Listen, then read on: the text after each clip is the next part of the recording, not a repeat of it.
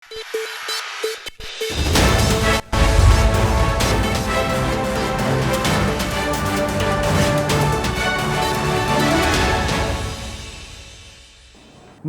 Welcome to the point. నేను రాజశేఖర్. ఇవాళ to the point topics విషయానికి వస్తే వైసీపీకి మరో షాక్ తగిలింది. ఎమ్మెల్సీ మర్రి రాజశేఖర్ వైసీపీకి ఎమ్మెల్సీ పదవికి రాజీనామా చేశారు. ఈ మేరకు ఏపీ శాసనమండలి చైర్మన్ మోషన్ రాజును కలిసి తన రాజీనామా పత్రాన్ని అందించారు. ఎమ్మెల్సీగా రాజశేఖర్ పదవీ కాలం వాస్తవానికి 2029 వరకు ఉంది. అయినా సరే ఆయన రాజీనామా చేశారు. త్వరలోనే ఆయన టీడీపీలో చేరనున్నట్టు తెలుస్తుంది. ఇప్పటికే వైసీపీకి చెందిన 4 ఎమ్మెల్సీలు రాజీనామా చేశారు. వారి వివరాలు చూస్తే జయమంగళ వెంకటరమణ, పోతుల సునీత, బల్లి కళ్యాణ చక్రవర్తి, కర్రి పద్మశ్రీ ఈ లిస్టులో ఉన్నారు. ఇప్పుడు వారి బాటలోనే మర్రి రాజశేఖర్ కూడా నడవడం ప్రాధాన్యం సంతరించుకుంది. ఇక ఇదే అంశంపై సంబంధించి మరింత విశ్లేషణ అందించేందుకు సీనియర్ విశ్లేషకులు బండారు రామ్మోహన్ గారు ఉన్నారు. రామ్మోహన్ గారు నమస్తే అండి. నమస్కారం, చెప్పండి. రామ్మోహన్ గారు, ఎందుకు ఒకరి తర్వాత ఒకళ్ళు ఎమ్మెల్సీలు వైసీపీ నుంచి రాజీనామా చేసి వెళ్తున్నారంటారు? శ్రీశ్రీ గారి మీద ఒక కవిత్వం రాశారు రాజశేఖర్ గారు. చెప్పండి. రాజశేఖర్ గారు మీకు అట్లాగే స్వాతంత్ర టీవీ ప్రేక్షకులు నమస్కారం. Thank you. నిప్పులు చిందుతూ నింగికెగిరితే నిబిడాశ్చర్యంతో మీరు, నెత్తురు కక్కుతూ నేల రాలితే నిర్దాక్షిణ్యంగా మీరే అని సమాజాన్ని విశ్లేషించారు. అంటే ఒకసారి బాగా పైకి లేచిన వాళ్ళని బాగా కీర్తించే సమాజం మనది.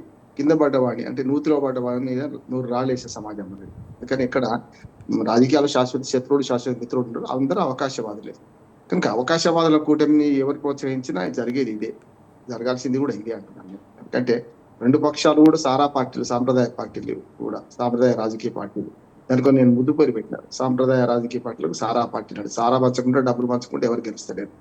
కనుక ఇక్కడ చూసుకుంటే ఇవాళ జగన్మోహన్ రెడ్డికి ఎదురు దెబ్బ తాకిందా, నిలువు దెబ్బ తాకిందా, ఏదైనా సరే దీనికి కారణాలు మనం అన్వేషించాలి. గతంలో కూడా వీళ్ళందరినీ చేర్చుకుంది వైఎస్ జగన్మోహన్ రెడ్డి గారే కదా. గతంలో బీద మస్తానరావు గారిని కానీ, గతంలో మనకు ఏదైతే రాజ్యసభ సభ్యులు రాజీనామా చేశారో అట్లా చూసుకుంటే మనకు కృష్ణయ్య గారిని కానీ వీళ్ళందరినీ చేర్చుకుంది ఆయనే కదా. కనుక ఇప్పుడు ఆయారాం గాయారాం సంస్కృతిని ప్రోత్సహించినప్పుడు మన ఇంటికి వాళ్ళ ఇల్లు ఎంత దూరమో వాళ్ళ ఇంటికి మన ఇల్లు అంతే దూరం. కనుక ఈ ఫిరాయింపుల రాజకీయాలు చూస్తే మనకైతే ఆశ్చర్యం కలుగుతలేదు. కానీ ఎవరైతే మొన్నటి దాకా నమ్మకస్తులుగా ఉన్నారో వాళ్ళు పోవడం కూడా కొంచెం నిజంగానే బాధాకరం అనిపిస్తుంది.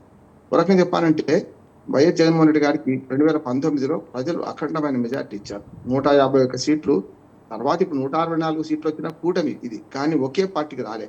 గతంలో 2014లో కేవలం 105 సీట్లతోని 101 సీట్లు మాత్రమే వచ్చిన టీడీపీ, 5 సీట్లు మిత్రపక్షంగా బీజేపీకి వచ్చినాయి. అప్పుడు మిగతా 69 సీట్లు మనకు వైసీపీకి వచ్చినాయి. అలా 2014 ఎన్నికలు అంటే మొట్టమొదటి విభజన తర్వాత జరిగిన ఎన్నికలు చూసుకుంటే. అంతకుముందు విభజన జరగకుండా ఎన్నికలు జరిగినాయి, రాష్ట్రాలు జరిగినాయి.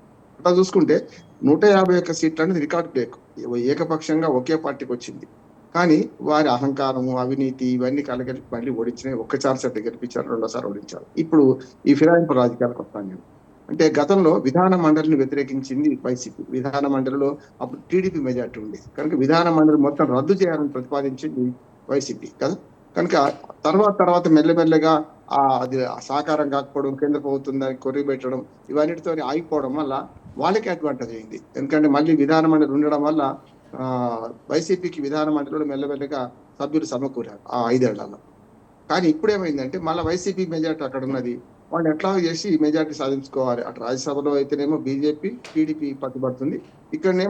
ఇక్కడ కూడా టీడీపీ బీజేపీ ఎవరికి పోటీ పడుతుంది. విధాన మండలి నుంచి ఇప్పుడు 5వ సభ్యుడు రాజీనామా చేశారు. ఇప్పుడు వరకు 5వ సభ్యుడు రాజీనామా చేసిన ఇప్పటి వరకు అయితే మర్రి రాజశేఖర రెడ్డి గారికి మంచి చరిత్ర ఉంది. 2014లో అక్కడ ఇండిపెండెంట్ ఎమ్మెల్యే గడిచారు చిలకలూరుపేట నుంచి. 2009లో ఓడిపోయారు కాంగ్రెస్ నుంచి. 2014 వచ్చే కల్లా అనేక ఒడిదొడుకులు చేసుకుంటూ జగన్మోహన్ రెడ్డి మీద ఎంత విశ్వాసం వచ్చినా ఆయన తన మీద విశ్వాసం ఉంచలేదనే ఒక అసంతృప్తితో ఉండేది. మొన్ననే 2024లో కదా ఆయన ఎన్నికైంది. మర్రి రాజశేఖర రెడ్డి మొన్నటి దాకా పదవి లేనట్టే ఉన్నారు కదా. విడుదల రాజుని మనకి ముందు తీసుకురావడం, ఆమెను ముందు పెట్టడం, చిలకలు పెట్టి ఇన్ఛార్జిగా పెట్టడం, అనేక అవమానాలు అంటే దూషణ భూషణ తిరస్కారాలు అనుభవించుంటూ ఆ తర్వాత వచ్చిన పరిణామాలు చూసుకుంటే ఇవాళ సమయం అంటే కాలంపు రాగానే కాటేసి తీరాలన్నట్టు మర్రి రాజశేఖర రెడ్డి గారు ఎవరైతే జగన్మోహన్ రెడ్డి మీద కక్ష సాధి ఒక రకంగా అసంతృప్తి వెలగట్టి ఇవాళ కష్టకాలంలో జగన్మోహన్ రెడ్డికి ఎదురు తిరిగే అవకాశం వచ్చిందని నేను అంటున్నాను. అంటే అవకాశం గురించి వెయిట్ చేసినట్టు లెక్క. కానీ ఇప్పటికైతే మిగతా వాళ్ళ రాజీనామాలు కూడా ఆమోదించినట్టు నాకు గుర్తులేదు. ఇప్పుడు ఈ